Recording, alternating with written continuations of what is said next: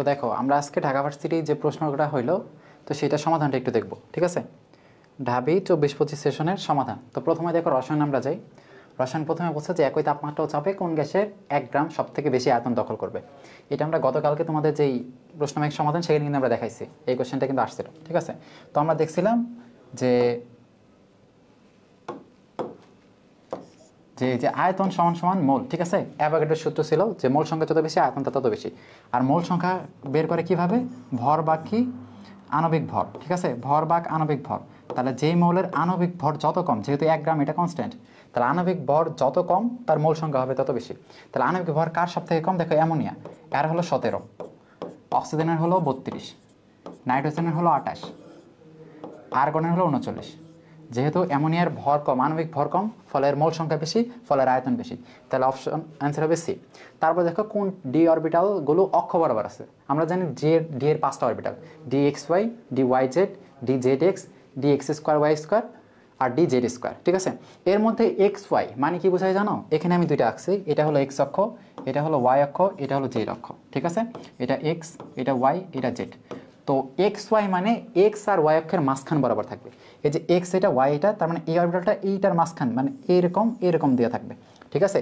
Y Z মানে কি Y আর জেডের মাঝখানে মানে এরকম এরকম। তাহলে এরা দুইটা অক্ষের মাঝখানে থাকতেছে কিন্তু অক্ষের উপরে থাকতেছে না। তোমার চাইছে অক্ষ বরাবর থাকবে মানে অক্ষের উপরে থাকবে। সেই দিক দিয়া যদি আমরা দেখি যে X square Y square, X square Y square মানে এক্স অক্ষের আর ওয়াই অক্ষে থাকে, ঠিক আছে। মানে এক্স অক্ষ আর ওয়াই অক্ষর বরাবর থাকতেছে কিন্তু এটা, ঠিক আছে।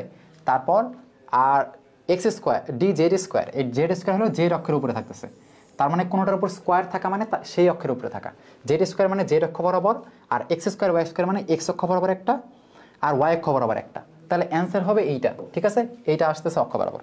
তারপর আসো 3 নাম্বার, কোন যৌগটি জলীয় দ্রবণ ব্রোমিনের সাথে বিক্রিয়া করে না। তোমরা প্রথমেই দেখো এর মধ্যে আছে একটা অ্যালকিন। আমরা জানি অ্যালকিন কিন্তু ব্রোমিন দ্রবণের সাথে বিক্রিয়া করে, ঠিক আছে না। অ্যালকিনের সম্পৃক্ততা পরীক্ষা যদি করি সেখানে যেহেতু আর দ্বিবন্ধন আছে ব্রোমিনের সাথে বিক্রিয়া করে। তারপর 2 নাম্বার আছে ফেনল। তোমরা যদি ফেনলের শনাক্তকারী বিক্রিয়াগুলো পড়ো, ফেনল শনাক্তকারী বিক্রিয়ার মধ্যে দেখবা যে এই কিন্তু ব্রোমিনের সাথে বিক্রিয়া করে। ফেনল ব্রোমিনের সাথে বিক্রিয়া করে, ফেনলের একটা লিভারমেন্ট টেস্ট আছে, এরকম সে 2-3টা, ঠিক আছে, এর সাথে বিক্রিয়া করে। তাহলে ফেনল ব্রোমিনের সাথেও বিক্রিয়া করে। তারপর C number aniline, D number অ্যানিলিনেরও যদি তোমরা দেখবা অ্যানিলিনও কিন্তু বিক্রিয়া করে। যদি অ্যানিলিনের যে বিক্রিয়াগুলো আছে ওটার মধ্যে দেখবা ব্রোমিনের সাথে সে বিক্রিয়া করতেছে। কিন্তু ডি নাম্বারে দেখবা টুলুইন, সে কিন্তু নর্মাল অবস্থায় এর জলীয় দ্রবণ বিক্রিয়া করে না। এর জলীয় দ্রবণ বিক্রিয়া করতে গেলে একটা প্রভাবক লাগে, ফেরিক ব্রোমাইড অথবা সূর্যালোক। তো যেহেতু ওই প্রভাবকের কথা তেমনি বলে নেই, তাহলে নর্মালি মনে রাখো যে আসলে ডি মানে কি টুলুইন, এ কিন্তু বিক্রিয়া করে না। বাকি 3টার বিক্রিয়া তোমাদের বইয়ে দেওয়া আছে, কিন্তু দেখবা যে টুলুইনের বইয়ে এই ব্রোমিনের সাথে কোনো বিক্রিয়া তোমাদের বইয়ে দেওয়া নাই। তাহলে অ্যান্সার হবে টুলুইন, ঠিক আছে। এরপর আসো একটা নির্দেশকের পিকে ইন, এর মান 9.3 দিছে হলে কোন ট্রাইটেশনের জন্য সর্বোত্তম। তাহলে ট্রাইটেশনের জন্য সর্বোত্তম এখানে বলছে দেখো এটা কিন্তু অ্যাসিড ক্ষারের বিক্রিয়া, ঠিক আছে। তাহলে পিকে এটা মানে পিকে এ মনে রাখো, ঠিক আছে। পিকে এ বা পিকে ইন অনেকভাবে দেওয়া থাকে। তো পিকে এর মান এত। তো আমরা নর্মালি পড়ছিলাম দেখবা যে যেহেতু এর পিকে এর মান এত, আমরা জানি কি পি সমান পিকে এ প্লাস লগ অ্যাসিড আর উপরে হলো তোমার কি অনুবন্ধী ক্ষার বা লবণ। তো লবণ বা অনুবন্ধী ক্ষার এই দুইটা, ঠিক আছে। তার মানে কোনো একটা দ্রবণের পিএইচ এর পিকে এর মানের সাথে একটা লগের একটা অ্যামাউন্ট যদি আমি যোগ করি, যোগ করার পর যেটা পাই সেটা আমি পিএইচ।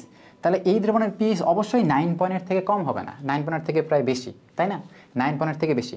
তাহলে পিএইচ যদি 7-এর বেশি হয়, পিএইচ যদি 7-এর বেশি হয়, পিএইচ 7-এর বেশি মানে কি অবশ্যই দ্রবণটা ক্ষারীয়, তাই না। তোমাদের আমরা গতকালে দেখাইছিলাম না, পিএইচ 7-এর বেশি হবে কাদের ক্ষেত্রে?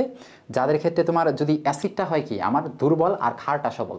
ক্ষার যদি সবল হয় সেই ক্ষেত্রে ক্ষারের ডমিনেন্সি থাকে, এই জন্য পিএইচ 7-এর থেকে বেশি হয়ে যায়। যেহেতু ক্ষারের পিএইচ 7-এর থেকে বেশি, তাহলে অবশ্যই অ্যাসিডটা দুর্বল, ক্ষারটা সবল। ক্ষার সবল হওয়ার কারণে পিএইচ 7-এর থেকে বেড়ে গেছে। তাহলে এখানে এই যে দেখো এখানে NaOH একটা সবল ক্ষার, আর এই COOH আমি বলছিলাম COOH থাকলেই দুর্বল অ্যাসিড হয়। তাহলে দুর্বল অ্যাসিড সবল ক্ষার, এর পিএইচ অবশ্যই 7-এর থেকে বেশি মানে 9.3 হবে। বাকিগুলাই দেখো এই দুইটাই দুর্বল, এখানে COOH এখানে এই, তাহলে সেই দিক দিয়ে অ্যান্সার কিন্তু এইটা, হ্যাঁ ক্লিয়ার বলা আছে এখানে। উপরেরটা তো হবে না, উপরেরটাই অ্যাসিড সবল মানে পিএইচ 7-এর থেকে কম। আচ্ছা এরপর দেখো কোন যৌগটি টটোমারিজম দেখায়। তোমরা যদি টটোমারিজমে পড়ো দেখবে একটাই উদাহরণ দেওয়া আছে, কে প্রোপানন, ঠিক আছে, CH3, ঠিক আছে। CH3 এখান থেকে একটা হাইড্রোজেন এর কাছে যাবে, যে কি তৈরি করবে CH3 COH, এই একটা হাইড্রোজেন এখানে চলে যায় আর এখানে 2 বন্ধন CH2 হয়ে যায়। ঠিক আছে, তাহলে এইটার অ্যান্সার হবে কোনটা? এটার অ্যান্সার হবে এইটা। তারপরে আসো, এখানে নিচের বিক্রিয়ার নামকরণ কি, এইটাও তোমাদের পড়ানি হয়েছে। ঠিক আছে, এই যে দেখো ব্রোমিন, এই যে একটা ক্ষার, সাথে একটা কি অ্যাসিডামাইড, তাহলে এটা হলো হফম্যান ক্ষুদ্রাংশকরণ, যেখানে সিওটা আমি বলছিলাম নাই হয়ে যায়, নাই হয়ে CH3NH2, এটা তোমাদের হুবহু কিন্তু পড়ানি হয়েছে। ঠিক আছে, তাহলে এইটা হলো হফম্যান ক্ষুদ্রাংশকরণ বিক্রিয়া। তারপরে আসো, এখানে বলছে নিচের আয়তনের ক্ষেত্রে জিঙ্ক থেকে আচ্ছা বলতো এর প্রমাণ বিভবের মান কত। তাহলে এই ক্ষেত্রে একটা ঘনমাত্রা এখানে দেওয়া আছে, এখানে এক্ষেত্রে দেখো এই যে কোনো কোষের ই সেল সমান কি হয়, ই নট সেল মাইনাস লগ, এখানে কিছু একটা আছে। ঠিক আছে, লগ দেখবা যে এখানে কি, যে এই যে এখানে উৎপাদের যে ঘনমাত্রাটা আছে, উৎপাদের ঘনমাত্রা কে আছে এখানে, এই যে এখানে আবার এখানে মাঝখানে তোমার ইয়ে আছে যে RT EF, তাই না? তারপর এখানে কি লগ উৎপাদের, এখানে দেখবা যে এই বিক্রিয়াটা যদি করো, দেখো এখানে আমি বিক্রিয়াটা করাইতেছি, এখানে দেখো এই যে জিঙ্ক থেকে 2টা ইলেকট্রন চলে যায় জিঙ্ক 2+ তৈরি করে, জিঙ্ক 2+। ঠিক আছে, আর এখানে Fe3+ থেকে 3, তাহলে Fe3+, সে একটা ইলেকট্রন কি করছে, গ্রহণ করছে, প্লাস ইলেকট্রন Fe2+ তৈরি করে। তো ইলেকট্রন তুমি কাটাকাটি করবা, এই জন্য এখানে যদি 2টা ইলেকট্রন, এখানে এই উভয় পক্ষে এটার 2 দ্বিগুণ করবে, এখানে 2, এখানে 2, এখানে 2। ঠিক আছে, তাহলে এখন উৎপাদ কে আছে, এই জিঙ্ক 2+ আর এই ফেরাস। তাহলে এই যে এখানে তোমার কি হবে, এখানে হবে Fe2+, এটার উপর যেহেতু স্কোয়ার আছে এই জন্য এটার উপর স্কোয়ার, ইন্টু উৎপাদ আছে জিঙ্ক, আমরা জানি উৎপাদের ঘনমাত্রা উপরে হয় জিঙ্ক 2+, এইটার উপরে যেহেতু কোনো ই নাই এটা এইভাবেই, আর নিচে হবে তোমার ফেরিক বিক্রিয়ক কে আছে Fe3+। ঠিক আছে, এইটার উপর 2 আছে এইটা।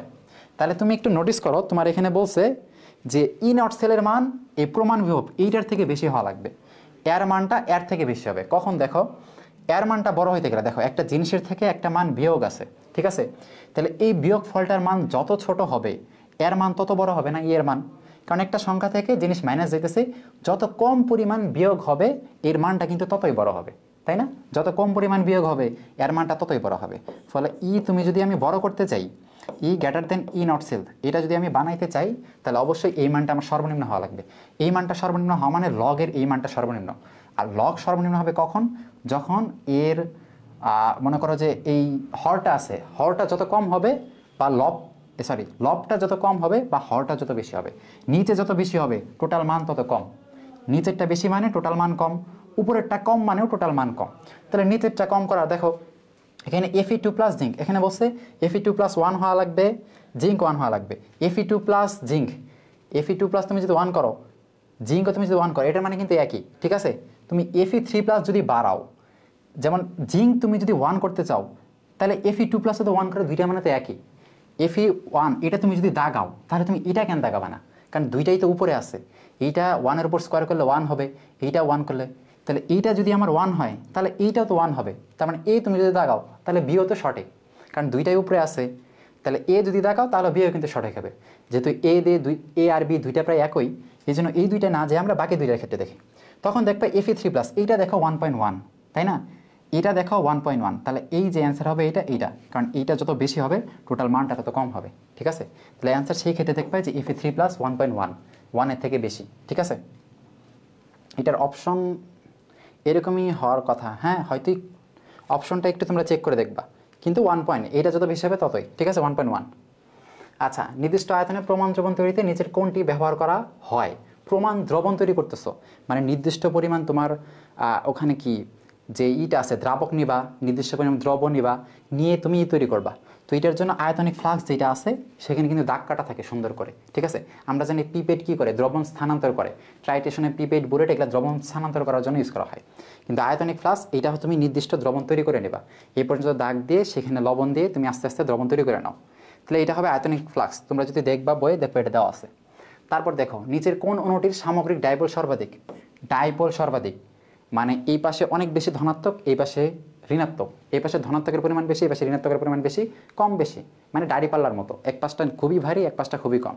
তাহলে সেই ক্ষেত্রে দেখো ব্রোমিন, এই যৌগটার দিকে তুমি যদি তাকাও, দেখো এখানে এই যে এখানে একটা ব্রোমিন আছে, এখানে একটা ব্রোমিন আছে, দ্বিবন্ধন, এখানে একটা ব্রোমিন, এখানে একটা ব্রোমিন। এই যৌগটা দেখা তো প্রায় সিমিলার স্ট্রাকচার না?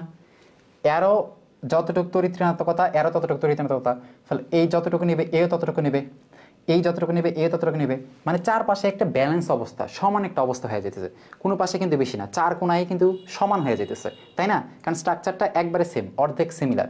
এই জন্য এর মধ্যে কিন্তু কম বেশি হওয়ার একটা চান্স নাই। তাহলে অ্যান্সার কিন্তু এটা হবে না। তার পাশে COCl2, এইটার মধ্যে সুযোগ আছে। দেখো এখানে COCl2, এই যে COCl2, তাই না? তাহলে যে CO দেখবা, এই যে Cl, এই যে Cl, তাহলে এইখানে দেখো CO, আমরা জানি অক্সিজেনের তড়িৎ ঋণাত্মকতা বেশি, অক্সিজেনের তড়িৎ ঋণাত্মকতা 3.5, কার্বনের হলো 2.5।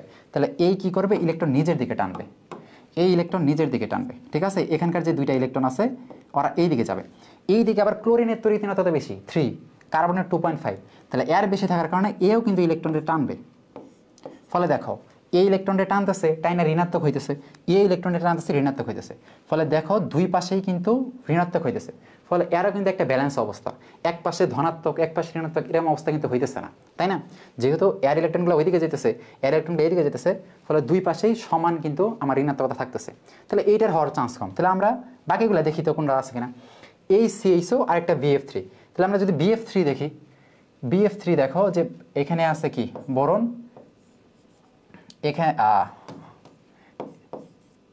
এখানে দেখো ফ্লোরিন। যেহেতু তিনজন একই পরিমাণ জিনিস, তিনজন চাবে সর্বোচ্চ দূরত্বে থাকতে, মানে একবারে কোন ব্যালেন্স করবে আরো, ঠিক আছে? এইখানে তাহলে যেহেতু এখানেও দেখবা যে তিনজনের তড়িৎ ঋণাত্মকতা প্রায় একই, তো সে এখান থেকে ইলেকট্রন এর তড়িৎ ঋণাত্মকতা বেশি, আমরা ফ্লোরিনে জানি 4, হ্যাঁ? তাহলে ইলেকট্রন এর দিকে টানবে, এর ইলেকট্রন এর দিকে যাবে, এর ইলেকট্রন এর দিকে যাবে, ঠিক আছে? এই ইলেকট্রনগুলো এর দিকে আসবে। ফলে এর একটা পাখার মতো তিন দিকেই আমার এই কোণার মধ্যে কি সমান পরিমাণ থাকতেছে। ফলে এরা কিন্তু একটা ব্যালেন্স, কম বেশি আমার হইতেছে না। তাহলে এবার এই CSO আমি যাই, দেখো এই যে HO,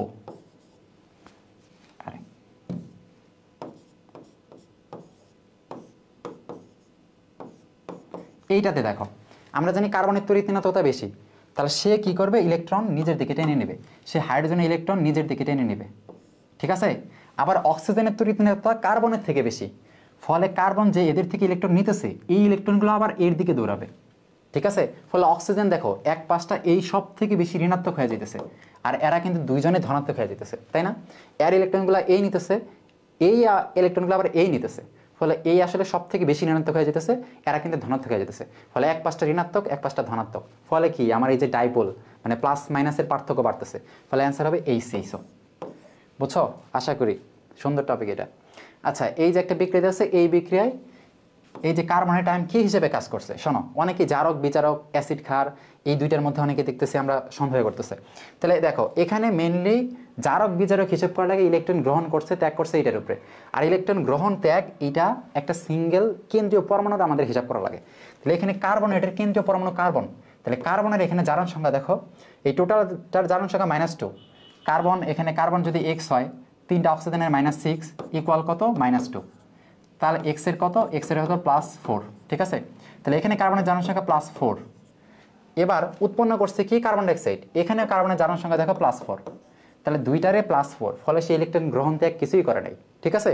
অনেকে বলতে পারো কার্বনেটের টোটাল জারণ সংখ্যা -2, কার্বন ডাইঅক্সাইড টোটাল জারণ সংখ্যা 0, তো -2 থেকে 0, তার মানে সেই ইলেকট্রন ত্যাগ করছে মানে বিচারক না। তুমি একটা আয়ন কতটা ইলেকট্রন নিছে টোটালটা হিসাব করতে পারো না, তুমি একটা কেন্দ্রীয় মৌলের হিসাব করতে পারো, ঠিক আছে? তাহলে এই জন্য এটা ওই কনসেপ্টে তোমরা বিচারক দিতে পারবে না যে টোটাল আয়নটা -2 থেকে 0 হয়েছে, না। কেন্দ্রীয় পরমাণু যদি হিসাব করো দেখো এটারও +4 এটারও +4, মানে ইলেকট্রন গ্রহণ ত্যাগ হয় নাই, তার মানে জারক বিচারক না।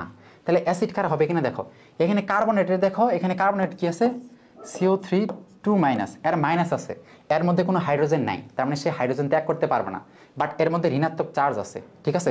মানে সে হাইড্রোজেন নিতে পারবে, ঠিক আছে? তো যেহেতু সে এখানে 2-, যেহেতু সে হাইড্রোজেন ত্যাগ করতে পারবে না, তার মানে সে ডেফিনেটলি অ্যাসিড হিসেবে কাজ করবে না, সে অবশ্যই ক্ষার হিসেবে কাজ করবে, ঠিক আছে? তো এই ক্ষার, আর এই পাশে সে কি তৈরি করছে দেখো, কার্বন ডাইঅক্সাইড। আমরা জানি কার্বন ডাইঅক্সাইড একটা অ্যাসিডিও, তাই না? সে পানির সাথে বিক্রিয়া করে, যেহেতু এখানে পানি আছে, পানির সাথে বিক্রিয়া করে সে অ্যাসিড তৈরি করবে। তাহলে এই পাশটা যেহেতু আমরা অ্যাসিডিও পাইতেছি, আর এই পাশটা অ্যাসিড হওয়ার কোনো সম্ভাবনাই নাই, তার মানে এটা একটা ক্ষার। তাহলে সে ক্ষার হিসেবেই কাজ করছে। ক্ষারটা চেঞ্জ হয়ে আমরা জানি কি তৈরি করে, প্রায় অ্যাসিড টাইপের। তো এই জন্য সে ডেফিনেটলি ক্ষার হিসেবে কাজ করছে। এটার অ্যান্সার হবে ডি, কোনো সন্দেহ নাই। নেক্সটে আসো, নিচের কোন আয়নটি শুধুমাত্র একটা নিঃসঙ্গ ইলেকট্রন জোড় আছে, একটা নিঃসঙ্গ জোড় ইলেকট্রন আছে, CH3 বলছে। এখানে কার্বনের আমরা জানি সর্বশেষ কক্ষপথে 4টা ইলেকট্রন থাকে, তাই না? কারণ কার্বন হলো কি 2 4, তাহলে তার 4টা ইলেকট্রন, এখানে 3টা হাইড্রোজেন এখানে চলে আসছে, তাহলে এই যে একটা হাইড্রোজেন, এই যে একটা হাইড্রোজেন, এই যে একটা হাইড্রোজেন, 3টা হাইড্রোজেন, ঠিক আছে? তাহলে তার একটা ইলেকট্রন কিন্তু একটা সিঙ্গেল ইলেকট্রন থাকলো, সে প্লাস হিসেবে কাজ করছে, মানে এই ইলেকট্রন সে ত্যাগ করে দিছে, তার মানে তার কোনো মুক্তজোড় ইলেকট্রন নাই, ঠিক আছে? CH3 তার কোনো মুক্তজোড় ইলেকট্রন নাই, তাহলে অ্যান্সার এইটা কি হবে? অ্যান্সার এইটা হবে না, ঠিক আছে? তো এবার আসো CH3 মাইনাস, এই CH3 মাইনাস, তাহলে CH3 তো এইটাই সুন্দর করে, তার একটা ইলেকট্রন তো ছিল আমরা দেখলাম, তাই না? এটা হলো CH3, তার একটা ইলেকট্রন ছিল, জাস্ট যখন মাইনাস হয়েছে, মাইনাস মানে ইলেকট্রন গ্রহণ, তার মানে সে আরেকটা ইলেকট্রন গ্রহণ করছে, তাহলে এখন তার কিন্তু একটা মুক্তজোড় ইলেকট্রন হয়ে গেছে, তাই না? তাহলে এখন তার একটা মুক্তজোড় ইলেকট্রন হয়ে গেছে, তাহলে অ্যান্সার হবে এইটা, বাকিগুলো পড়ার দরকার নেই। তুমি যদি পড়ো বাকিগুলো দেখো পরে তাও একই। এই যে অ্যামোনিয়া বলো, অ্যামোনিয়াতে আমরা জানি NH3 তে একটা মুক্তজোড় ইলেকট্রন থাকে, কারণ নাইট্রোজেনের লাস্টে থেকে 5টা, সে 3টা হাইড্রোজেনের সাথে বন্ধন করছে আর তার একটা থাকতেছে, তাই না? কিন্তু জাস্ট যখন NH4 তৈরি করছে তখন এই যে একটা H+ আসে সে কি করে, তার এই দুইটা ইলেকট্রন সে সন্নিবেশ বন্ধনের মাধ্যমে যুক্ত করে, ফলে এই দুইটা এর সাথে সে বন্ধনে অংশগ্রহণ করে ফেলে, ঠিক আছে? ফলে তার কিন্তু মুক্তজোড় থাকে না। আর এরও দেখবা 2টা মুক্তজোড় আছে, ঠিক আছে? যে NH2 এর দেখবা 2টা মুক্তজোড় ইলেকট্রন থাকে, কিন্তু তোমার তো এটা চাই নাই, তোমার চাইছে একটা, তাহলে এটা হবে অ্যান্সার বি। সমুদ্র পৃষ্ঠ হতে 15 থেকে 50, এটা হলো 2 নাম্বার স্তর, মানে স্ট্র্যাটোস্ফিয়ার, ঠিক আছে? স্ট্র্যাটোস্ফিয়ার। 0 থেকে 15 এটা হলো কি ট্রপোস্ফিয়ার, 15 থেকে 50 এটা হলো স্ট্র্যাটোস্ফিয়ার, দেখবা। আচ্ছা, হাইড্রোজেন, এই যে এটা অ্যামোনিয়ার ক্ষেত্রে আমরা দেখছি 107, এই হাইড্রোজেনের ক্ষেত্রে হবে 107। অ্যামোনিয়াতেও একটা মুক্তজোড় ইলেকট্রন থাকে, হাইড্রোজেনেও একটা মুক্তজোড় ইলেকট্রন থাকে, ঠিক আছে? এখানেও একটা মুক্তজোড় ইলেকট্রন থাকে, মানে তো এই জন্য এই ক্ষেত্রে 107 হয়ে যাবে কোন। আচ্ছা, সর্বনিম্ন কত অ্যালকিন আলোক সমানতা প্রদর্শন করে? আচ্ছা, এটা একটু দেখি, এটা তোমাদের অনেকে 6 একটা 7 বলতেছো। এই যে একটা কার্বন আমি দিলাম, আলোক সমানতা মানে কি? কাইরাল কার্বন থাকা লাগবে, চারপাশে 4টা আলাদা আলাদা কার্বন থাকা লাগবে, ঠিক আছে? তাহলে আলাদা আলাদা পরমাণু থাকা লাগবে। তো আমরা সব থেকে ছোট আমরা বানাইতে চাই, যেহেতু আমরা চেষ্টা করবো সব থেকে কম কার্বন নিয়ে আমরা যেহেতু পারা যায়, সব থেকে কম কার্বন বিশিষ্ট আমি 4টা জিনিস চারপাশে দিব। তো প্রথমেই সব থেকে কম কার্বন মানে কার্বন নাই এমন একটা কিছু দিলাম, হাইড্রোজেন দিলাম, ঠিক আছে? দিলাম। এরপরে কার্বন আছে এমন একটা কিছু দিই, যেমন CH3 দিই, 1 কার্বন বিশিষ্ট একটা দিলাম। এরপরে 2 কার্বন বিশিষ্ট একটা দিই, C2H5 অ্যালকাইল মূলক দিলাম, ঠিক আছে? এরপর এখানে দেখো, এরপর এখানে তুমি যদি চাও তুমি 2 কার্বন বিশিষ্ট, তোমার কিন্তু বলছে অ্যালকিন, তার মানে তোমার অবশ্যই দ্বিবন্ধন আনা লাগবে। তো এখানে তুমি কি করো, দ্বিবন্ধন আনা লাগবে, তাই এখানে একটা দ্বিবন্ধন যদি আমি দিতে চাই তাহলে মিনিমাম আমার 2টা কার্বন লাগবে। তাহলে এই যে একটা কার্বন দ্বিবন্ধন, এই যে একটা কার্বন, তাহলে এখানে কার্বনের হাত পূরণ করার জন্য আমি 2টা দিলাম, আর এখানে হাত পূরণ করার জন্য একটা দিলাম, তাহলে এইটা হলো আমার মিনিমাম, ঠিক আছে? তাহলে এখানে দেখো কয়টা কার্বন আছে, এই যে কয়টা কার্বন আছে এখানে, এই একটা, এই দুইটা, একটা 3টা, এটা একটা 4টা, 5টা 6টা, তাহলে অ্যান্সার হবে 6। তোমার যদি অ্যালকেন বলতো তখন তুমি কি করতে, এই যে কার্বন একটা দিলা, ওই একই একটা হাইড্রোজেন দিলা, অ্যালকেন বলছে, তাহলে এখানে তুমি কি করো, এই CH3 দাও 1 কার্বন, এই পাশে 2 কার্বন বিশিষ্ট দাও, C2H5 দাও, এখানে কি দিবা 3 কার্বন বিশিষ্ট দেওয়া লাগবে, C3H5, তাই না? অ্যালকাইলমূলক, কারণ এখানে কোনো দ্বিবন্ধন নাই, কিন্তু এখানে অ্যালকিন চাইছে জন্য আমি একটা দ্বিবন্ধন আনছি, 2 কার্বনের মধ্যে মিনিমাম একটা দ্বিবন্ধন আনছি, ফলে 4টাই আমার আলাদা হয়ে গেছে। ফলে যদি অ্যালকেন বলে অ্যালকেন, তখন কিন্তু আমার 7, ঠিক আছে? তখন আমার 7 লাগতেছে, অ্যালকেন কিন্তু 7 কার্বন, বাট অ্যালকেন যদি বলে তখন আমার 6 কার্বন হইলেই হইতেছে, তাহলে 6 কার্বন, অ্যান্সার হবে 6। আশা করি বুঝছো। দেখো কোন যৌগটি সব থেকে বেশি অ্যাসিডিক কোনটা? অ্যালকাইন 1 অম্লধর্মী, কোনো সন্দেহ নাই, অ্যালকাইন 1-এর অম্লধর্মী সব থেকে বেশি, অ্যালকাইনের বেশি, তারপর অ্যালকিন, তারপর অ্যালকেন, তাহলে অ্যালকাইন 1 বিশেষ করে অম্লধর্মী, সে ইজিলি হাইড্রোজেন ছেড়ে এরা মাইনাস আর হাইড্রোজেন প্লাস তৈরি করতে পারে, বুঝছো? তাহলে অ্যান্সার হবে এটা। আচ্ছা, এবার আমরা রিটেনে যাই, এটা হলো রিটেন পার্ট, ঠিক আছে? রিটেন পার্ট নিচে বসে আদ্র বিশ্লেষিত হয় না ব্যাখ্যা করো। তোমরা CCl4 আদ্র বিশ্লেষিত হয় না, এটা তোমরা অনেকে পড়ছো, কারণ কার্বনের ফাঁকা ডি অরবিটাল নেই, ফাঁকা ডি অরবিটাল নেই, ফাঁকা ডি অরবিটাল নেই, ঠিক আছে? NaCl তো আদ্র বিশ্লেষিত হয়, তোমরা জানো প্লাস মাইনাস তৈরি করে, তাহলে NaCl আদ্র বিশ্লেষিত হবে কারণ সে একটা আয়নিক যৌগ, ঠিক আছে? CCl4 আদ্র বিশ্লেষিত হয় না কারণ কার্বনের ফাঁকা ডি অরবিটাল নেই। HCl4 সেও আদ্র বিশ্লেষিত হয় কারণ SI এর কি ফাঁকা ডি অরবিটাল আছে, ফাঁকা ডি অরবিটাল থাকে, ঠিক আছে। তো SI এর কি ফাঁকা ডি অরবিটাল থাকে। তাহলে এর আশা করি তোমরা এটা বুঝছো।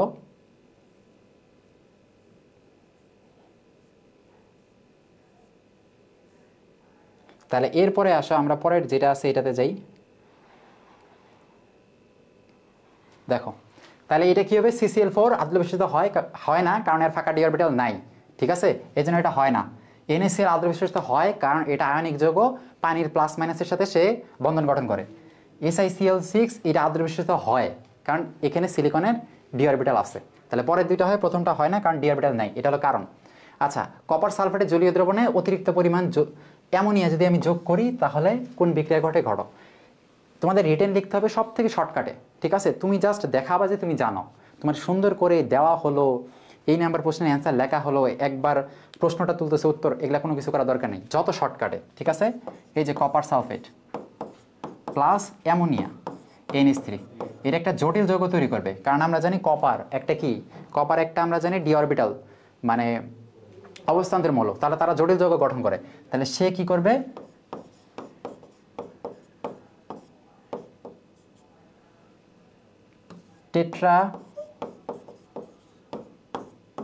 টেট্রাঅ্যামিন কপার সালফেট, এটা সে তৈরি করবে। কি তৈরি করবে, টেট্রাঅ্যামিন কপার সালফেট। এটা একটা জটিল যৌগ, ঠিক আছে, এটা একটা জটিল যৌগ। তাহলে অ্যান্সার হবে এইটা, ঠিক আছে, এটা লিখে দিলে তোমাদের হয়ে যাবে। আচ্ছা, এবার দেখো স্ফুটনাঙ্কের সংজ্ঞা দাও। স্ফুটনাঙ্কের কি, যে তাপমাত্রায় কোনো একটা যৌগ গ্যাসীয় অবস্থা, হ্যাঁ গ্যাসীয় অবস্থার সূচনা ঘটে সেটা হলো স্ফুটনাঙ্ক। HF এর স্ফুটনাঙ্ক ও HCl এর স্ফুটনাঙ্ক থেকে বেশি কেন, HF এর স্ফুটনাঙ্ক বেশি কেন? তোমরা জানো এখানে হাইড্রোজেন বন্ধন আছে। হাইড্রোজেন বন্ধন যদি হাইড্রোজেনের সাথে ফ্লোরিন থাকে, হাইড্রোজেনের সাথে যদি অক্সিজেন থাকে, হাইড্রোজেনের সাথে যদি নাইট্রোজেন থাকে, এরকম যৌগগুলা আমরা জানি হাইড্রোজেন বন্ধন থাকে। হাইড্রোজেন বন্ধনের সুবিধা কি, অনেকগুলো যৌগ একসাথে নিজেদের মধ্যে বন্ড গঠন করে। অনেকগুলো যখন একসাথে কাছাকাছি থাকবে তখন তাদের কিন্তু গলনাঙ্ক স্ফুটনাঙ্ক বেড়ে যায়। তো যেহেতু HF অনেক থাকে, এই যে HF ওরা আসলে এইভাবে থাকে, ঠিক আছে, এই একটা HF, এই একটা HF, এই একটা HF, তাহলে এদের মধ্যে একটা দেখবা যে ডট ডট থাকে, ঠিক আছে, এই যে ডট ডট মানে একটা হাইড্রোজেন বন্ধন, এরকম করে অনেকগুলো একসাথে থাকে। ফলে ওইটারে তো যখন তুমি গ্যাসীয় করতে যাবা তখন এতগুলো তোমার ভাঙতে হবে, অধিক তাপ দিতে হবে, এই জন্য এর স্ফুটনাঙ্ক বেশি। তো HF এর স্ফুটনাঙ্ক বেশি, ঠিক আছে, HCl এর থেকে HF এর স্ফুটনাঙ্ক বেশি, এটা হলো কারণ। যদি হাইড্রোজেন বন্ধন এটা লিখে দাও তাহলে তোমরা মার্ক পাবা। আচ্ছা, সবল অ্যাসিড ও ক্ষারের প্রশমন তাপ এত, সবল অ্যাসিড ক্ষারের, এটাও আমরা গতকালকে পড়াইছি তোমাদের, হ্যাঁ মানে আগের ক্লাস, 2 দিন আগের ক্লাস যেটা ছিল, এটা হলো 57.3। তো ওখানে দুর্বল অ্যাসিড ও সবল ক্ষারের বিক্রিয়া, এই দুর্বল অ্যাসিড আর সবল ক্ষার, অ্যাসিড দুর্বল সবল ক্ষার, এটা দেখবে যে 55। তাহলে এখান থেকে যে 55 হয়েছে, তাহলে আর এটার হলো -57 থেকে -55 হয়, তাহলে এই যে এটা কমে কেন, ঠিক আছে, -57 থেকে 50 হয় কেন? কারণ একটা কথা দেখো, আমরা জানি অ্যাসিড ক্ষার বিক্রিয়া করে, অ্যাসিড ক্ষার বিক্রিয়া করে লবণ আর পানি, লবণ আর পানি, এই 1 মোল পানি তৈরি করার জন্য যেই তাপটা লাগে সেটাই হলো প্রশমন তাপ। এইটার ক্ষেত্রে ওই সবল যারা আছে তাদের ক্ষেত্রে একটা অ্যাকচুয়াল আমরা ভ্যালু দেখেই 57 হয়, কিন্তু যারা দুর্বল অ্যাসিড সে কিন্তু দুর্বল অ্যাসিড কিন্তু আস্তে আস্তে বিয়োজিত হয়, ঠিক আছে। এই যে মনে করো অরে দিলা, ওই একটু বিয়োজিত হইলো, তার একটু পর আরেকটু বিয়োজিত হবে। এই বিয়োজিত হওয়ার জন্য তার অতিরিক্ত শক্তি দেওয়া লাগে, ঠিক আছে। যখন দিলা একটু বিয়োজিত হইলো, দেন আরেকটু শক্তি দিয়ে সে আরেকটু বিয়োজিত হয়। তাহলে এই শক্তিটা সে কই থেকে পায়, ওই যে দ্রবণ যেই অ্যাকচুয়াল যে তাপটা আছে এর থেকে সে নেয়, ঠিক আছে। তো ওই মান থেকে নেয়, এই জন্য আসলে ওর তাপটা আসলে কমে যায়, ঠিক আছে। এই জন্য মেন যে তাপ উৎপন্ন হওয়ার কথা সেইখান থেকে সে তাপ শোষণ করে অ্যাসিডটা আস্তে আস্তে ভাঙে, ঠিক আছে, বিক্রিয়া করে, আস্তে আস্তে বিক্রিয়া করে। কিন্তু যখন আমরা সবল অ্যাসিড নিছি, সবল অ্যাসিড অটোমেটিকলি ভেঙে গেছে, সে পানি তৈরি করার জন্য অটোমেটিকলি ভেঙে গেছে, ফলে তারে আমার বাইরে থেকে শক্তি দেওয়া লাগে নাই ভাঙার জন্য। কিন্তু দুর্বল অ্যাসিডটি আমার শক্তি দেওয়া লাগতেছে ভাঙার জন্য, আর ওই পানি উৎপন্ন করার সময় যে শক্তিটা সেটা সে শোষণ করতেছে আর ভাঙতেছে, ফলে আসলে ওই পানি উৎপন্ন করার তাপটা কমে গেল, ঠিক আছে, 57 থেকে 55 হয়। তাহলে এইটা হলো মেন কারণ। তোমরা যদি দেখো যে ওই দুর্বল অ্যাসিডটা ওইটা ভাঙার জন্য সে শক্তি ওই দ্রবণ থেকে নিতেছে, ফলে দ্রবণের তাপ কমতেছে, প্রশমন তাপ কমতেছে, তাহলে অ্যান্সার হয়ে যাবে, ঠিক আছে, আশা করি বোঝা গেছো। তো দেখো এখানে বলছে XY, আচ্ছা এখানে পি কিউ এর স্থলে উৎপাদগুলো লেখো। আচ্ছা এখানে একটা বিক্রিয়া ছিল, দেখাই আমি বিক্রিয়া কি ছিল। CH3OH, এইটা বিক্রিয়া করে CH3Cl, এইটা বিক্রিয়া করে কি তৈরি করেছিল CH3Zn, CH3Cn, এই বিক্রিয়া করে কি তৈরি করেছিল CH3CH2NH2, ঠিক আছে। এই বিক্রিয়া করে কি তৈরি করতেছিল P প্লাস কিউ প্লাস পানি। তোমাদের এগুলাই বের করতে বলছে, যে বাকি এগুলাই বের করো। এই জায়গাতে দিয়েছিল এক্স, এই জায়গাতে ওয়াই, এই জায়গাতে জেড, আর এটা কিউ, এটা পি, এগুলাই বের করতে বলছে। তাহলে এখানে তুমি জাস্ট সিম্পল জিনিসগুলো খেলে বসাবে। দেখো এখানে ওএইচ আছে, এখানে সিএল, তার মানে সিএল বিশিষ্ট তোমার কোনো যৌগ নেওয়া লাগবে। এই যৌগগুলো তুমি কি নেবা, দেখবা PCl5 নিতে পারবা, ঠিক আছে। তুমি HClও নিতে পারো, PCl5 HCl না, জিঙ্ক ক্লোরাইড, ঠিক আছে, জিঙ্ক ক্লোরাইড নিতে পারো। তারপর PCl3 নিতে পারো, ঠিক আছে, থায়োনিল ক্লোরাইড নিতে পারো। এগুলা যে কোনো একটা PCl5 লিখলেই হয়, ঠিক আছে। ওইখান থেকে একটা ক্লোরিন যাবে, এখানে করে PCl5 এর অনেক বিক্রিয়া দেখবা, তাহলে এগুলো যে কোনো একটা লিখতে পারো। তারপর এখান থেকে Cl পাইলা, Cl থেকে Cn, তাহলে Clটা সরি Cn, তাহলে এটা কি এটা তোমার নেওয়া লাগবে কি KCN, ঠিক আছে। পটাশিয়াম সায়ানাইড তুমি নিলা, এই সায়ানাইডটা এখানে গেল, আর পটাশিয়াম দিয়ে ক্লোরিন দিয়ে পটাশিয়াম ক্লোরাইড তৈরি করলো, তাহলে এখানে KCN হবে, ঠিক আছে। তারপর এখানে দেখো, এখানে CN এর জায়গাতে CH2 হয়েছে, NH2 হয়েছে, মানে C এর পরে C দুইটা হাইড্রোজেন নিছে, N দুইটা হাইড্রোজেন নিছে। তাহলে হাইড্রোজেন নেওয়া মানে কি, আমরা জানি হাইড্রোজেন ত্যাগ মানে কি, হাইড্রোজেন ত্যাগ মানে জারণ, আর হাইড্রোজেন গ্রহণ মানে বিজারণ। যেহেতু হাইড্রোজেন সে গ্রহণ করছে, তার মানে এখানে একটা বিজারণ হয়েছে।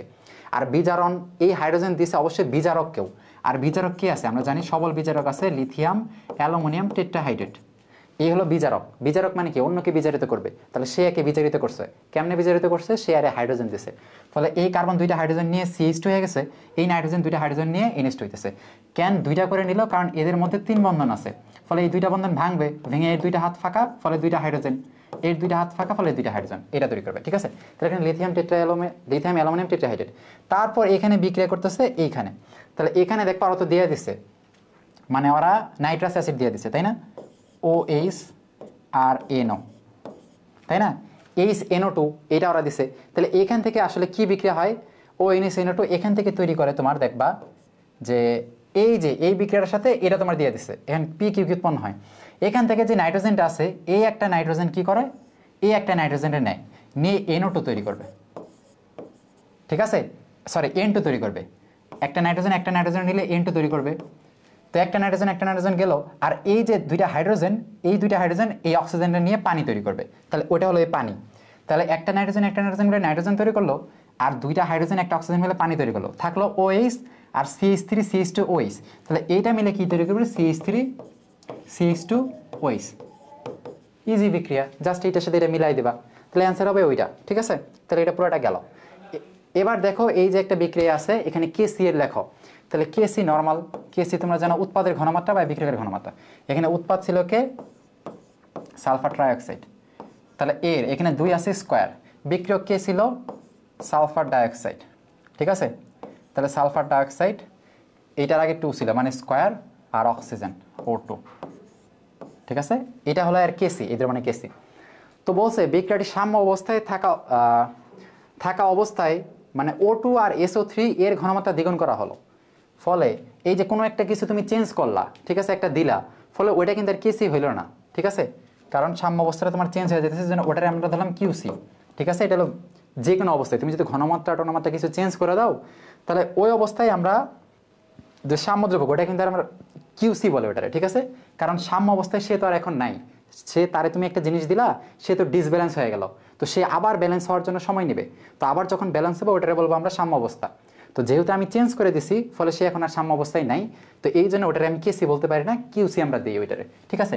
তাহলে এই অবস্থায় আমার কি হবে, উৎপাদ SO3 ওর ঘনমাত্রা আমি দ্বিগুণ করছি, তাহলে SO3 এর ভিতরে 2 যাবে, 2 এর উপর স্কোয়ার মানে কি 4, তাহলে 4 ইন্টু SO3, ঠিক আছে, স্কোয়ার ইন্টু নিচে SO2 তো অমনি আছে, SO2 অমনি আছে, ইন্টু O, এই অক্সিজেনটা আমি দ্বিগুণ করছি, তাহলে এর উপর তো স্কোয়ার নাই, তাহলে শুধু 2 আসবে, তাহলে এই যে অক্সিজেন এইটার সাথে 2, ঠিক আছে। তো দেখবা যে এই 2 এই 4 রে কাটলে 2 ইন্টু কি থাকতেছে, SO3 স্কোয়ার নিচে SO2 ইন্টু O2, ঠিক আছে। এটা মানে কি 2 ইন্টু কি কেসি, কারণ এটা তো কেসি ছিল, তাই না, এই কেসির মানে এটা। তাহলে দেখো কেসি কি হইতেছে আমার লেস দেন কিউসি, তাই না। তাহলে এই সংজ্ঞা এটা তোমরা দেখো,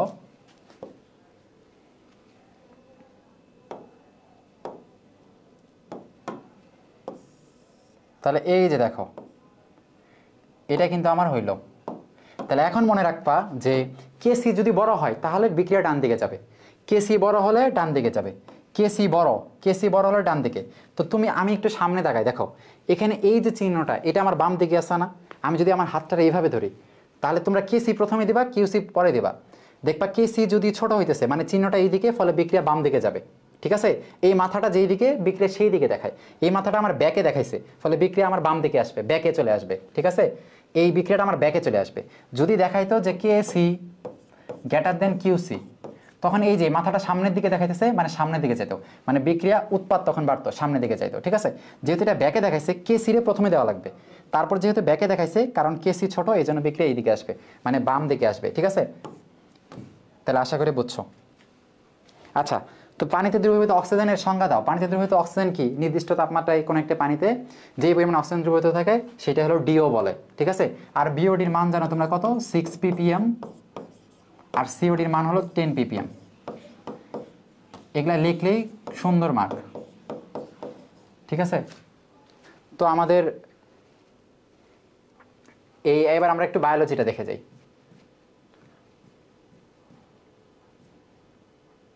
দেখো আমরা এবার একটু বায়োলজি দেখি, চলো। বলছে উইংসার নালী মানবদেহের কোন অঙ্গে পাওয়া যায়? তোমরা জানো যে অগ্নাশয় নালীকে কিন্তু উইংসার নালী বলে, তাই না। তাহলে এটা হবে অগ্নাশয়, এটা সুন্দর লেখা আছে, এটা নিয়ে ব্যাখ্যায় আমরা না যাই। বাংলাদেশে কোন জিএমও ফসলটি সরকার অনুমোদিত দিয়েছে?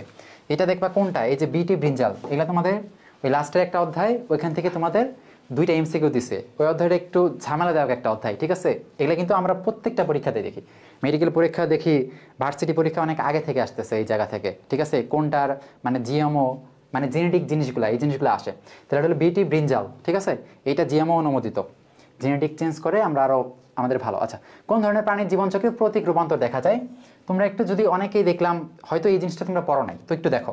ইউরোকর্ডেট, সেফালোকর্ডেট, স্তন্যপায়ী, উভচর, এই দুইটা অপশন একটু লো টাইপের হয়ে গেছে। দেখো ইউরোকর্ডেট, সেফালোকর্ডেট, তোমার বোঝা উচিত যে ইউরোকর্ডেট, সেফালোকর্ডেট এই কর্ডেটার মধ্যে যে আছে এই দুইটা কর্ডেট দিছে, তার মানে এইখান থেকে অ্যান্সারটা হওয়ার সম্ভাবনা।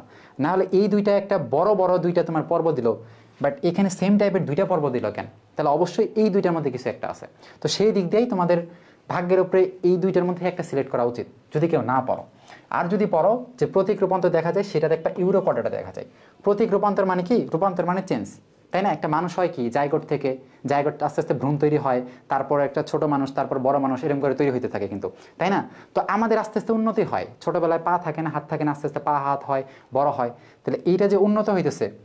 আর প্রতীক রূপান্তর মানে তোমরা কি পড়ছো? প্রতীক মানে উল্টা, তোমার উন্নত না হয়ে অনুন্নত হয়ে যাবে, মানে ছোটবেলায় তোমার একটা ভালো কিছু ছিল যেটা বড় অবস্থায় নাই হয়ে যাবে, ভালো জিনিসটা নাই হয়ে যাবে। তো এটা দেখাচ্ছে ইউরোকর্ডেট। তো ইউরোকর্ডেটের চিত্রটা তোমরা যদি দেখবা ছোট অবস্থায়, তাদের লেজের এখানে দেখবা যে একটা কি থাকে, একটা স্নায়ু নালী থাকে ছোট অবস্থায় যারা থাকে, ভ্রূণ অবস্থায়। কিন্তু এরা যখন বড় হয় তখন পুরো একটা দেখবা যে ওদের কোনো স্নায়ু মানে স্নায়ু নালী, এটা কিন্তু একটা উন্নত বৈশিষ্ট্য, তাই না। তো এইটা যখন তারা পরিণত হয় বা বড় হয় তখন তাদের আর থাকে না।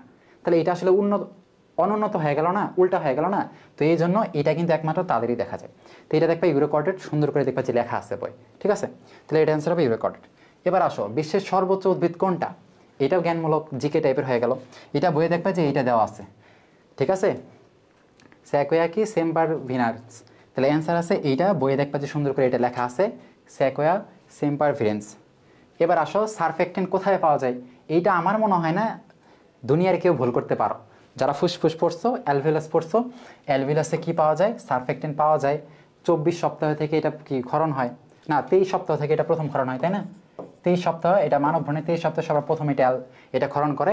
এটা হলো কি সারফেস টেনশন রিডিউসিং এজেন্ট। অ্যালভিলাসগুলো যেন চুপসে না যায় এই জন্য এটা কিন্তু আসলে ক্ষরিত হয়, ঠিক আছে। সারফেস টেনশনটা কমায় দেয়, পৃষ্ঠটান কমায় দেয়। এবার আসলে গ্লাইকোলাইসিস প্রক্রিয়া, লম্বা একটা প্রক্রিয়া যার মধ্যে 1 নাম্বার, 3 নাম্বার আর 9 নাম্বার। যে কেউ যখন গ্লাইকোলাইসিস পড়ো, সবার এটা সবার আগে পড়ে না, এটা মনে করো মাঝখানে রিয়াকশনগুলো শেষে পড়ানোই হয় যে 1, 3 আর 9 এই তিনটা হলো একমুখী, বাকি সব উভয়মুখী। ঠিক আছে, তাহলে এটা হলো তিনটা। এখান থেকে যে এমসিকিউ দেবে আসলে কখনো এই টাইপের এমসিকিউ দেবে তিনটা, এটা আসলে তেমন বোঝা যায় না। আচ্ছা, ভুট্টাকে খরা প্রতিরোধী উদ্ভিদ, এই যে দেখছো এটা কিন্তু ওই টাইপের এমসিকিউ, ওই লাস্টে ওখান থেকে দিছে। তাহলে খরা প্রতিরোধী মানে তুমি প্রচুর উষ্ণ একটা অঞ্চল, বাট সেটাও সে সহ্য করতে পারতেছে। ঠিক আছে, তো এইখান থেকে কেউ যদি একটু চালাক হও দেখবে নাম থেকে এটা লাস্টে যেটা সিএসপি নাম দেওয়া আছে, সিএসপি এর মানে কি কোল্ড শক।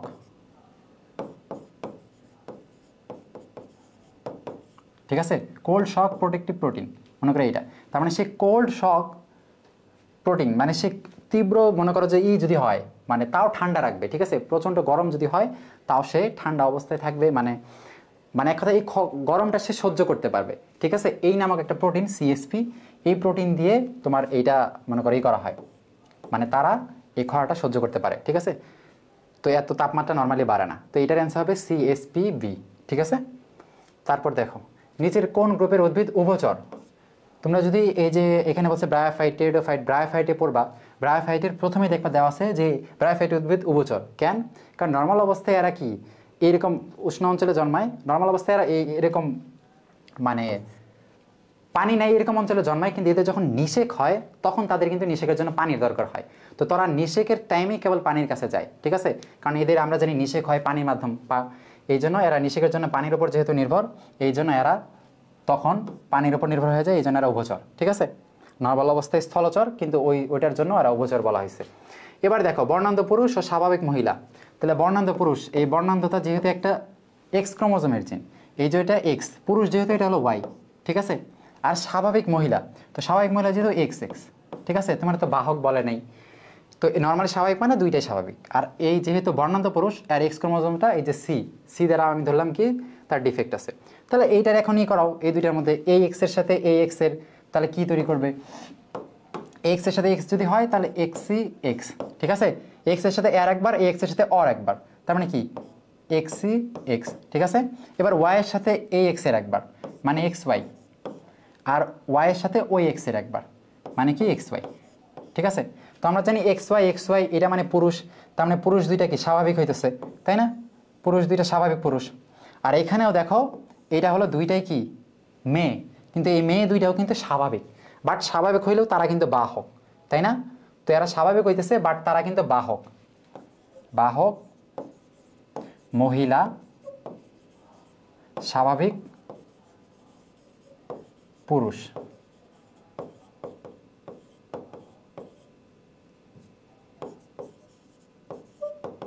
তাহলে দেখো এখানে এই বাহক মহিলারাও কিন্তু স্বাভাবিক দৃষ্টি সম্পন্ন হয়, তারা কিন্তু কি স্বাভাবিক দৃষ্টি সম্পন্ন, বুঝছো?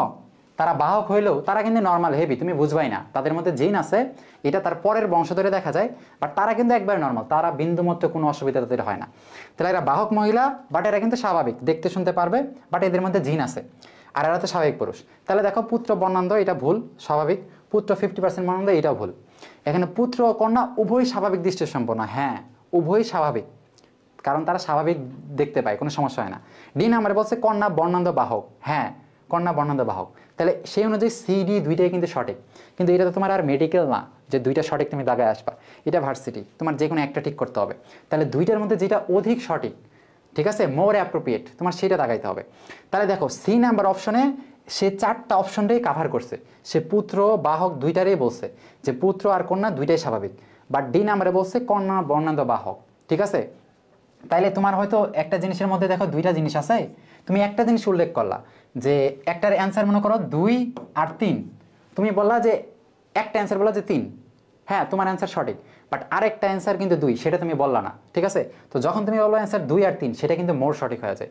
ঠিক আছে, তুমি একটা শুধু অ্যান্সার বলতেছো, এইটার দ্বারা কিন্তু এইটাও বোঝায় যে অন্য কোনো অ্যান্সার হইতে পারবে না। ঠিক আছে, তুমি বললা যে অ্যান্সার 3, মানে কি বোঝাইতেছে অন্য কোনো কিছু অ্যান্সার হবে না, 2ও হবে না, বাট যখন তুমি বলবা অ্যান্সার 2 আর 3, তখন বোঝাচ্ছে যে না ঠিক আছে 2 আর 3ই হবে।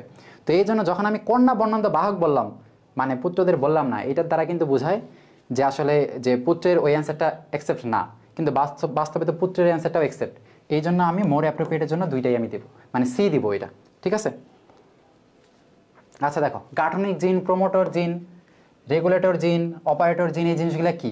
এই জিনিসগুলো অপেরন, এটা বই সুন্দর করে দেওয়া আছে, ঠিক আছে। লিথাল জিনের কারণে কি জীব মারা যায়। মিউটন হলো কি জিন মিউটেশনের একক। লিঙ্ক জিন কি? ওই যে একই একই টাইপের দুইটা জিন যদি থাকে ওইটা। তো একমাত্র অপেরনই হলো কি এই যে এই জিনিসগুলা, ঠিক আছে। আচ্ছা, কোনটি রুই মাছের দেখবা যে বায়োথলি, কোনটি রুই মাছের বায়োথলির সাথে সম্পৃক্ত নয়? ওয়েবেরিয়ান ইসিকল, এইটাও আছে দেখবা, উপরে একটা অস্থি যুক্ত থাকে, ঠিক আছে। রুই মাছের বায়োথলির উপরে অস্থি থাকে, ওটার বলে ওয়েবেরিয়ান ইসিকল। নিউম্যাটিক নালী, এটা হলো নিউম্যাটিক নালীর মাধ্যমে কি এই যে বায়োথলি তোমার কি মধ্যকর্ণের সাথে যুক্ত থাকে নিউম্যাটিক নালীর মাধ্যমে, এটা সুন্দর করে লেখা আছে। এদের বায়োথলিকে রেডিয়া মিরাবিলিও বলে, ঠিক আছে। বাট পার্শ্বরেখা, এইটা অ্যান্সার হবে এইটা। এই তিনটাই কিন্তু থাকে, বাট এইটা থাকে না। পার্শ্বরেখা কই থাকে? রুই মাছের পেটের উপরে, মানে বাইরে থেকে তুমি দেখো যে পার্শ্বরেখা আছে, ওইটা দিয়ে বৃদ্ধি নির্ণয় করা হয় বা নির্ণয় করা হয়। তো এটা একটা বাইরের জিনিস, বাট তিনটাই হলো ইন্টারনাল জিনিস। তো কেউ যদি একটু চালাক থাকো সে এমনি বুঝবা যে এই তিনটা নাম কোনোদিন আমি শুনি নাই, বাট পার্শ্বরেখাটা তো বাইরে এরকম রেখা থাকে, তাহলে সেই দিক দিয়ে অ্যান্সার কিন্তু এটা বায়োথলির সাথে সম্পৃক্ত না। আচ্ছা, এই যে পরাগধানী সর্বমুখ, এটা হলো পয়েসি দেওয়া আছে, ধানে দেওয়া আছে। ধান যদি পড়ো বা পয়েসি পড়ো দেখবা পরাগধানী সর্বমুখ দেওয়া আছে সুন্দর করে, ঠিক আছে। এইটার বৈশিষ্ট্য সবাই তোমরা পড়ো, এটা ভুলার কথা না। নিচের কোনটি অমেরুদণ্ডীয় প্রাণীর রেচনাঙ্গ নয়? অমেরুদণ্ডীর নয়, তার মানে মেরুদণ্ডের রেচনাঙ্গ কোনটা এটা ওরা চাইছে। মেরুদণ্ডের রেচনাঙ্গ কোনটা? মেরুদণ্ড কে আছে? আমি মানুষ, আমার রেচনাঙ্গের নাম কি? নেফ্রন। নেফ্রনের মধ্যে দেখবা যে মালপিজিয়ান বডি কিন্তু থাকে। বাকি মালপিজিয়ান নালিকা কার থাকে? আর্থ্রোপ্রোটার থাকে, তাই না? আর্থ্রোপ্রোটার থাকে। তারপর এই নেফ্রিডিয়া কি? অ্যানিলিডা থাকে, অ্যানিলিডা। এই ইউরেট কোষও দেখবা যে ঘাস ফড়িংয়ের থাকে, মানে আর্থ্রোপ্রোটার থাকে। কিন্তু মালপিজিয়ান বডি দেখবা আমাদের থাকে। তাহলে একমাত্র এইটা আলাদা, যেটা মেরুদণ্ডী প্রাণীর। তাহলে অ্যান্সার হবে ওইটা। হ্যাপাটাইটিস নির্ণয়ে কোন পরীক্ষাটি ব্যবহার করা হয়? এইটার পাশে কিন্তু ইংরেজি লেখা ছিল, ওইখানে কিন্তু হ্যাপাটাইটিস বি লেখা ছিল, ঠিক আছে। তাহলে ওখানে যদি হ্যাপাটাইটিস বি ছিল, এখানে প্লাটিলেট বলছে। প্লাটিলেট নর্মালি তোমার কি ডেঙ্গু জ্বর, ঠিক আছে। ওই টাইমে ডেঙ্গু জ্বরে দেখবা যে প্লাটিলেট নর্মালি কি কমে যায়। তারপর অ্যান্টিবডি সবগুলোই। তারপর কি এইচবি সারফেস অ্যান্টিজেন। আচ্ছা, এখানে সার্গেস ওখানে একটা বড় ভুল করছিল, তোমরা ইতিমধ্যে জানো যে হ্যাপাটাইটিস বি সারফেস অ্যান্টিজেন, ঠিক আছে। এইচবিএস এজি, এই হ্যাপাটাইটিস বি সারফেস অ্যান্টিজেন একটা প্রোটিন থাকে, এইটা দ্বারা আসলে বোঝা হয়, ঠিক আছে। এই অ্যান্টিজেনে এইটা দ্বারা বোঝা হয় যে আসলে কি হ্যাপাটাইটিস বি আক্রমণ করছে, ঠিক আছে। যে ভাইরাসটা আছে ওর একটা সারফেস প্রোটিন থাকে, যে ভাইরাসটা এটার জন্য দায়ী, ওর সারফেস একটা প্রোটিন থাকে। ওই প্রোটিনটা যদি আমরা শনাক্তকরণ করতে পারি তাহলে আমরা ধরে নিই যে এইটা আসলে আছে, এই ভাইরাস আছে। তো এই হ্যাপাটাইটিস বি যে ভাইরাসটা আছে ওর সারফেস প্রোটিন, ওর বাইরের যে সারফেস, যে ভাইরাসের বাইরের আমরা প্রোটিনের আবরণকে কী বলি? ক্যাপসিড। তো এই ক্যাপসিডের যে আবরণ থাকে ওইটা যদি আমরা দেখতে পারি তাহলে আমরা ধরে নিই যে আসলে কি হ্যাপাটাইটিস বি আছে। তাহলে এটা হবে কি এইচবিএস এজি পজিটিভ, এটা বলা হয়, বা হ্যাপাটাইটিস বি সারফেস অ্যান্টিজেন। তাহলে অ্যান্সার হবে এইটা। এবার আসো কোনটাকে মানবদের রবিনহুড, ঠিক আছে, বিভিন্ন জায়গাতে সরবরাহ করে, যার খাবার নাই, গরিব যে তারে সরবরাহ করে। তাহলে এইটা হলো কি? এইটা হলো হিমোগ্লোবিন। এটা তোমাদের জ্ঞানমূলক পড়া। হিমোগ্লোবিনে আমরা জানি যে আমরা শ্বাস নিতেছি, অক্সিজেন নিতেছি।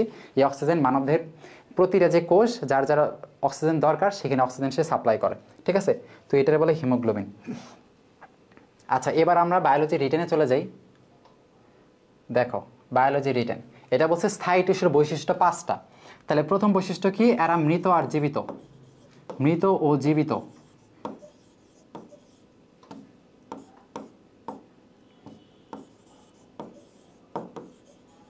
ঠিক আছে। 2 নম্বরে কি? কোষ বিভাজন সক্ষম না, ঠিক আছে, কোষ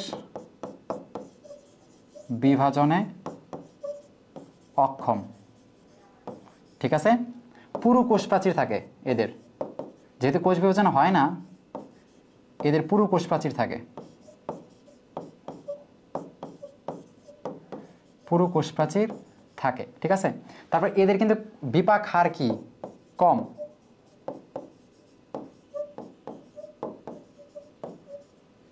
আর এখানে খাবার কিন্তু সঞ্চিত হয় কোষগুলোতে, খাবার আরও অনেক আছে এরকম, খাবার সঞ্চিত হয়, ঠিক আছে। কয়টা? 5টা হয়ে গেছে। তো এরকম করে তোমরা যে কোনো 5টা জাস্ট এগুলো যদি লিখে দিয়ে আসো, এত টাইপ করার নেই, সুন্দর করে। এন্ড C4 উদ্ভিদের 5টা বৈশিষ্ট্য একই। C4 উদ্ভিদের বৈশিষ্ট্য কি? এদের শালক সংশ্লেষণের হার বেশি, তোমরা এগুলো লিখে নিবা, আমি বলতেছি। এদের শালক সংশ্লেষণের হার বেশি, এরা কার্বন ডাইঅক্সাইড যদি খুব কম থাকে ঠিক আছে। কার্বন ডাইঅক্সাইড খুব কম থাকে, কার্বন ডাইঅক্সাইড খুব কম হলেও এরা কাজ করতে পারে, এরা উষ্ণ অঞ্চলে নর্মালি থাকে। তারপর এদের ক্র্যাঞ্চ অ্যানাটমি দেখা যায়, ঠিক আছে, এদের সালোক সংশ্লেষণের হার বেশি। তাহলে এই জিনিসগুলো তোমরা এখানে দেখবা, ঠিক আছে। সিভর উদ্ভিদের এরকম 4-5টা বৈশিষ্ট্য উদাহরণ দিতে পারো, যে ভুট্টা, মুথাঘাস এগুলা। এবার আসলে পরিফেরা একানোডার্মাটা পর্বের দুইটা পার্থক্য লেখো, দুইটা পার্থক্যকরণ বৈশিষ্ট্য লেখো। আচ্ছা, এদের বৈশিষ্ট্য লেখা লাগবে। পরিফেরা যেন কি ছিদ্রাল প্রাণী, এরা হলো কি ছিদ্রাল প্রাণী, পরিফেরা ছিদ্রাল প্রাণী। 2 নম্বর, এরা কোষীয় মাত্রার প্রাণী, কোয়ানোসাইট নামক কাটা থাকে, তাই না, কোষীয় মাত্রার প্রাণী। তারপর কি স্পঞ্জিন নামক কাটা থাকে, তাই না, কোয়ানোসাইট নামক কি আবরণ থাকে। তো এইগুলো অনেক কিছু আছে। আচ্ছা, একটা এক্সাম্পলও চাইছে, তো একটা স্পঞ্জ দেখবা যে কি আছে, ক্লিওনা সিলেটা, এরকম কিন্তু এক্সাম্পল আছে, ঠিক আছে। তারপর আসে একাইনোডার্মাটা। একাইনোডার্মার বৈশিষ্ট্য কি, পঞ্চ অরীয় প্রতিসম, পঞ্চ অরীয় প্রতিসম। আর এদের কি পানি সংবহন তন্ত্র থাকে, তাই না, পানি সংবহন তন্ত্র থাকে, সংবহন তন্ত্র থাকে, ঠিক আছে। আবার দেখবা কাঁটাযুক্ত ত্বকও থাকে, তো যে কোনো একটা দিতে পারো। এর এক্সাম্পল কি আছে, তারা ফিশ, তারা মাছ, তাই না, অরিয়াস রুবেন্স বৈজ্ঞানিক নাম। আচ্ছা, তারপর দেখো মানুষের খাদ্য পরিপাক সহায়কারী 5টি হরমোন। আচ্ছা, কাজও চাইছে। তাহলে প্রথম যে হরমোন তোমরা এই যে জানো পাকস্থলীতে থাকে কি, গ্যাস্ট্রিন। তাহলে গ্যাস্ট্রিন হরমোন, ঠিক আছে, গ্যাস্ট্রিন। এই গ্যাস্ট্রিন কি করে, গ্যাস্ট্রিন, আচ্ছা আমি আগে নামগুলো লিখি, সিক্রেটিন, এগুলো একসাথে কয়েকটার কিন্তু নাম লেখা যায়। সিক্রেটিন, ওই যে তোমাদের একটা দেখবা যে আছে কিন্তু পিছনে, অনেকে বলো যে ভাই এটা কেমনে মনে রাখবো, ওই জিনিসগুলো কিন্তু সিক্রেটিন। তারপর এই যে কোলিসিস্টোকাইনিন, তারপর কি সোমাটোস্ট্যাটিন, সোমাটোস্ট্যাটিন, ঠিক আছে। আরেকটা কি লেখা যায়, আন্ত্রিকে কাজ করে কে, এন্টেরোকাইনিন, ঠিক আছে, এন্টেরোকাইনিন। আর এর অনেক আছে, এন্টেরোকাইনিন, এন্টেরোগ্যাস্ট্রন, এগুলা। তাহলে এগুলার কাজগুলা কি, কাজগুলা চাইছে। তো গ্যাস্ট্রিন কি করে, গ্যাস্ট্রিক জুস ক্ষরণ করে, গ্যাস্ট্রিক জুস ক্ষরণ,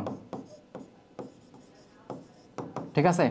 সিক্রেটিন কি করে, সিক্রেটিন তোমার গ্যাস্ট্রিক জুস ক্ষরণ এই কিন্তু কমাবে,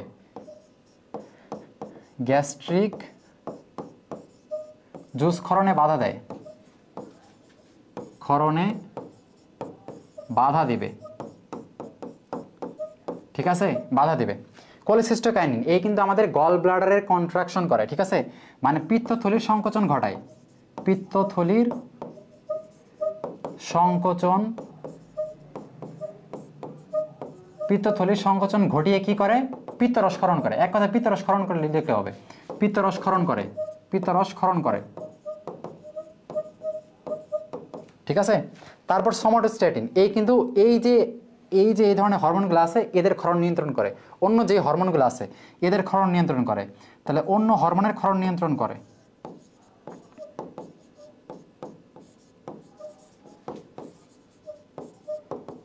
ক্ষরণ নিয়ন্ত্রণ, ঠিক আছে। এন্টেরোকাইনিন এই তো কি জানো, এন্টেরো মানে তো বুঝতেছো যে তোমার অন্ত্রে থাকে, তাই না, ইন্টেস্টাইনে থাকে। তাহলে আন্ত্রিক রস ক্ষরণ করবে, আন্তরিক রস ক্ষরণ। তাহলে এই ছিল তোমাদের প্রশ্ন, ঠিক আছে। তো আশা করি তোমাদের সবার, আর তো নাই, আশা করি তোমাদের সবার ঢাবি পরীক্ষা অনেক ভালো হয়েছে ইনশাল্লাহ। যাদের একটু খারাপ হয়েছে, তো তোমরা যারা শিওর না, পরবর্তীতে যে পরীক্ষাগুলো আছে তোমরা এগুলো একটু করবা, আজ থেকেই গুরুত্ব দিয়ে পড়ো। যারা মোটামুটি শিওর যে আসলে আমি অতটা ভালো দেই নাই, আমার চান্স হবে না, তো তাদের সামনে আছে আমাদের কি আছে, আমরা জানি চবি আছে, রাবি আছে, জিএসটি আছে। তো জিএসটি আমরা জানি অনেকগুলো ভার্সিটি যেহেতু আছে, ওইটাই কিন্তু চান্স পাওয়া তুলনামূলক সহজ, অনেকখানি সহজ যদি তুমি একটু মোটামুটি একটু পড়ো। আর এইদিকে একটা রাবি আছে, আমরা জানি বাংলাদেশের দ্বিতীয় বড় যে বিশ্ববিদ্যালয় রাবি, সেটা সবারই স্বপ্ন থাকে, অনেকের স্বপ্ন থাকে যে ঢাবির পর যে আমরা রাবিতে পড়বো। তো তোমাদের এরকম অনেকের হয়তো স্বপ্ন থাকতে পারে। তো তোমরা জানো কি না যে এই রাবিকে শুধুমাত্র ফোকাস করে আমাদের একটা কিন্তু এই কোর্স আছে যে টার্গেট আরইউ কোর্স, হ্যাঁ। তো এইটার ক্লাস অ্যানাউন্সমেন্ট করা হয়েছে 17 তারিখ থেকে, মানে পরশুদিন থেকে এটার ক্লাস। তো একমাত্র আমরাই মানে একমাত্র রাবি সব থেকে বেশি ফোকাস করতেছি, সেই সাথে আমরা যে এরপরে যে জিএসটি আছে, জিএসটি এগ্রি আছে, সেগুলো প্রিপারেশন কাভার করব, ঠিক আছে। মোটামুটি লং একটা আমরা প্রিপারেশন নিতেছি। তো আমাদের সাথে কিন্তু ইতিমধ্যে অনেকেই যুক্ত হয়ে গেছো। হ্যাঁ, তোমরা যারা যুক্ত হয়েছো আশা করি তোমাদের খুব ভালো একটা প্রিপারেশন আমাদের সাথে হবে। তো তোমরা যারা যুক্ত হইতে পারো নাই, যারা মোটামুটি ভাবতে পরীক্ষাটা একটু খারাপ দিছো, চান্স হবে কিনা আসো, বা মেডিকেলের অনেকে আসো যাদের চান্স হয় নাই, ভাবতেছো যে মোটামুটি একটা ভার্সিটিতে আমার হোক, এরপরে আমি কি করব, সেকেন্ড টাইম প্রিপারেশন নেব। তো মোটামুটি একটা ভার্সিটি তুমি যদি একটু বই টই পড়ো, এগুলা গ্যাপ থাকবে, অনেক দিন আছে, তো তোমরা যদি একটা সাজানো প্রিপারেশনের মধ্যে থাকো, আমার মনে হয় তোমার সুযোগটা অনেক বেশি বাইরে যায়, ঠিক আছে। তো আমাদের সাথে অনেকেই জনে যুক্ত হয়েছে। তো আমরা আশা করি তোমাদের যেই শেষ, তোমাদের মধ্যে যে হতাশাটা কাজ করতেছে, শেষ টাইমে ইনশাল্লাহ তোমরা আমাদের ধন্যবাদ দিবা, এরকম একটা কাজ আমরা তোমাদের জন্য করব ইনশাল্লাহ। তো আমাদের সাথে আরও অনেকে রাবির ভাইগুলো আছে যারা খুবই এক্সপার্ট, খুবই দক্ষ, পড়ানোর অভিজ্ঞতা অনেক। তো তোমরা ইনশাল্লাহ আমাদের সাথে থাকতে পারো, ঠিক আছে। তো এইটার জন্য আমাদের যে পেজ আছে, তোমরা একটু সেকেন্ড মিনিটের একটা পেজ, তোমরা যদি ফেসবুকে যে সার্চ করো দেখবা যে সেকেন্ড মিনিটও আছে। তো ওখানে তোমরা ইনবক্সে নক করলেই দেখবা যে আছে, ঠিক আছে। এটাতে এখন কিন্তু সারে ভর্তি চলতেছে। তো ইনশাল্লাহ এই অল্প টাকার মধ্যে যদি এটা ভর্তি হয়ে যাও, আশা করি তোমরা জিএসটি রাবি মানে পাবা ইনশাল্লাহ।